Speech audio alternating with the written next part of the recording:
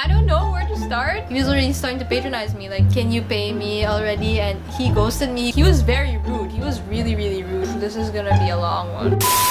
Hi, my name is Kiara again, and today we're gonna do a story time. We're gonna do something a little bit different because, as you can probably tell, I'm running out of ideas. We're just gonna sit down, grab a drink, grab some iced coffee, grab some popcorn, grab any snack. Literally, you can just grab like a mango. So today we're gonna be talking about the time I got scammed to do art. Before anything else, my name is Kiara again.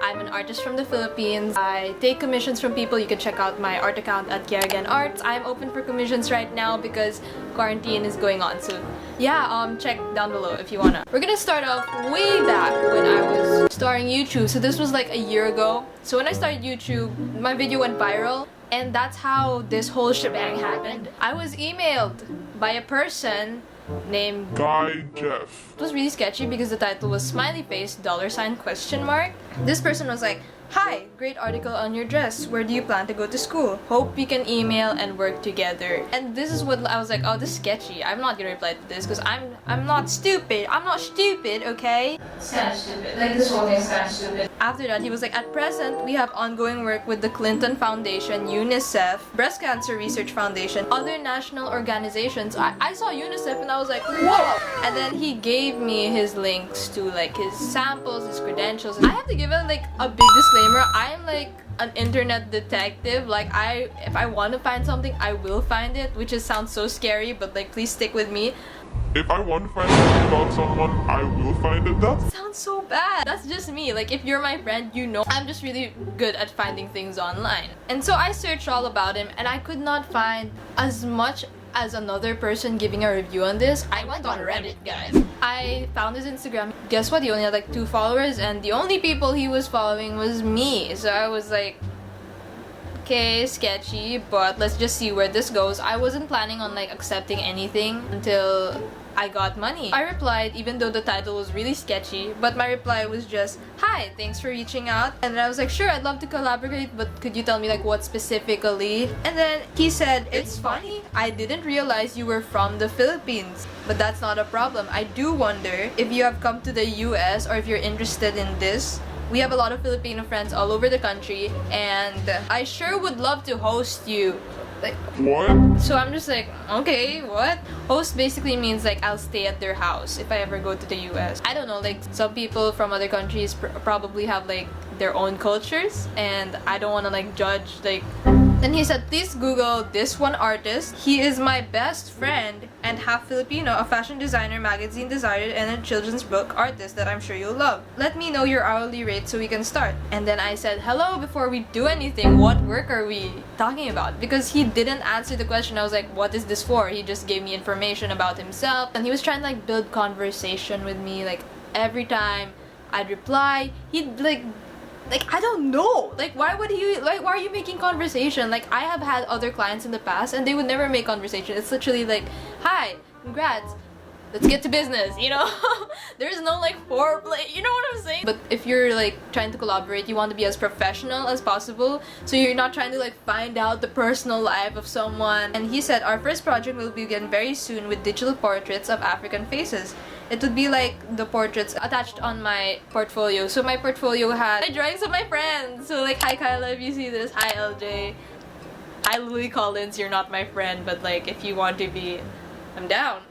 He said he was pitching this idea for a dinner loop, which is basically like when you watch these movies and they're charity events and then there's like loops at the back, like showing like the ads. Yeah, essentially he wanted me to make 3 portraits of African women with the vector art using Illustrator. So he also sent me different dinner loops from the Breast Cancer Research Foundation, Team Impact, and UNICEF. This is why I was like so interested in this, because I wanted to be a part of a project with UNICEF. He like got me here. He said the art you would be creating would be for former President Bill Clinton, Hillary Clinton, and the Clinton Foundation. So I was like, damn! I said, "Hi! Wow! When will this project be? I'd be honored to be a part of it and I'm really excited. I can accept payments through PayPal," which is true. I just set up my PayPal specifically for this. So thank you, I guess. This is how I started my PayPal and all like online payments. I said, "Yeah, let me know when I can start." Then for like a week, he didn't reply. So this is what I'm saying, like, email is not reliable. This person didn't reply for a week, and that's super unprofessional if you're reaching out to the person.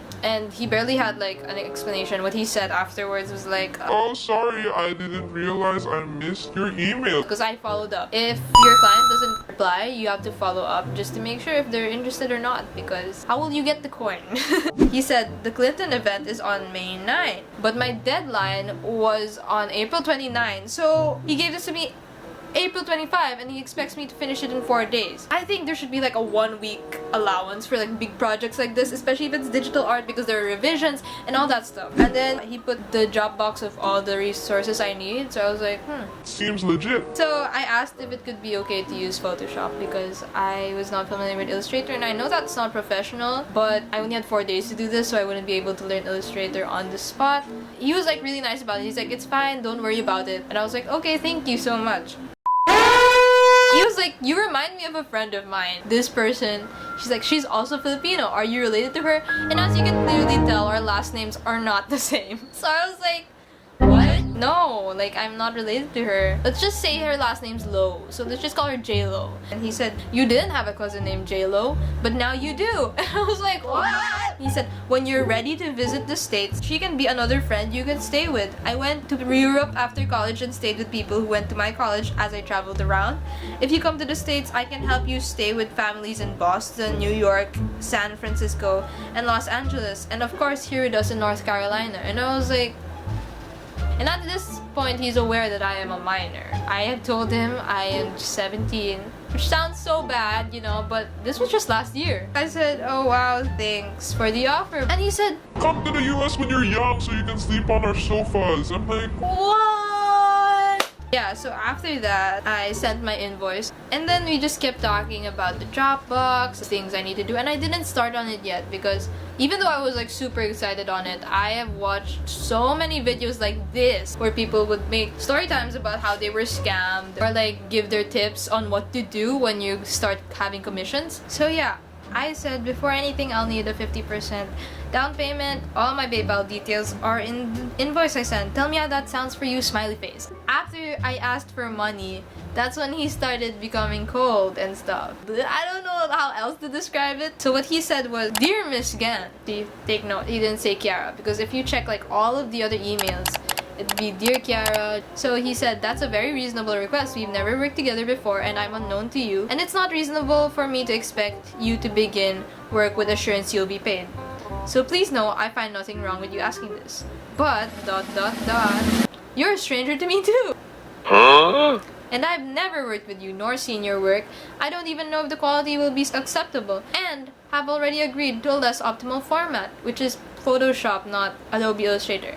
I kind of understand that part, but afterwards he said, beyond that, you have no professional experience or reputation, whereas I have had a studio since 1995 with internationally recognized clients and have collaborated with countless programmers, illustrators, photographers, designers, and more. You don't remain in business for 23 years with the clientele I have if you're not trustworthy. Which is true, but I don't understand why you had to come at me and say you have no professional experience or reputation when this guy was the one who reached out to me saying, congratulations, I love your art, I checked your portfolio, I love it. And I don't necessarily have to have a studio just to be hired, because it was like, he was already starting to patronize me, like, you're just a kid and you have no professional reputation. And that was what really pissed me off. He said, I was taking a chance on trusting you with important time-sensitive work and happy to give you this wonderful opportunity, but I've never been requested this over 23 years of business. I've chosen to trust my clients and I'm lucky and grateful for their trust in me. Really, in 23 years of business, no one has asked you for a down payment? I really doubt that. I really doubt that. How can you have no down payment for 23 years of business?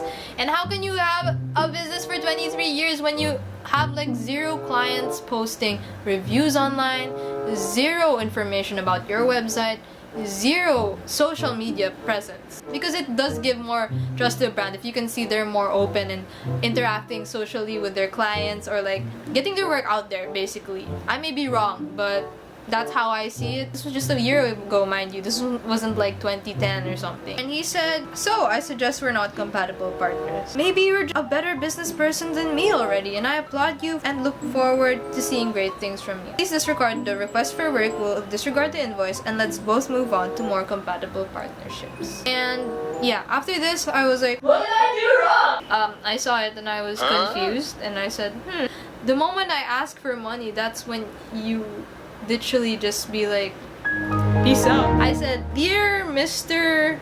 last name," because I was just like coming at him with his own words, you know. I understand your sentiments, however, I have worked with people here in the Philippines, which is true. I always require a 50% down payment for all my projects. Seeing as we're not residing in the same country, it is but reasonable for me to simply ask for a down payment.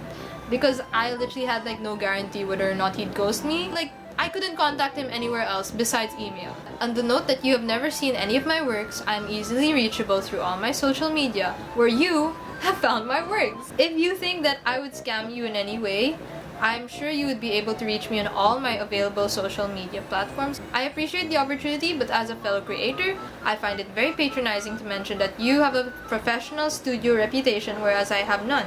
Even non-professionals understand the need for down payment. I didn't think that comment was necessary. And I understand that trust is important in transaction, but assurance is just as important.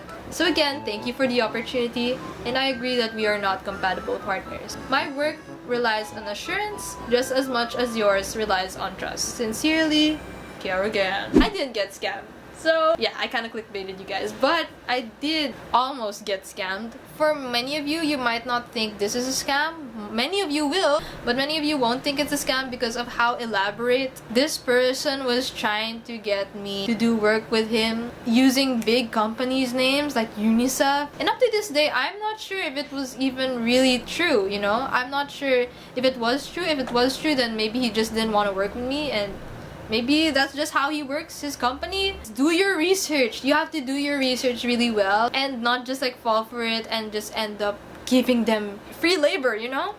I also have this other story, it's just really short. When I was starting off getting commissions on Twitter, there was this one guy. He had a girlfriend and he was like, "This is my beautiful girlfriend." I think he was like 15 and I would love for you to paint her. And I got super excited because I was like, oh, it's a couple drawing. I've never done portrait drawings before. So I was like, I'd love to. And I started on it. And then he ghosted me. I was like, I've already have the final thing. Can you pay me already? And he ghosted me. I checked his account and he broke up with his girlfriend. I was like, oh. So now I have a painting of someone's girlfriend in my house. I don't know who she is. So that's all for today. This is probably a long one, so I hope you guys didn't get bored, and if you stick to the end, then thank you. If you like this video, give it a like, comment, subscribe, all that jazz if you want to. And I will see you guys in my next video. Bye!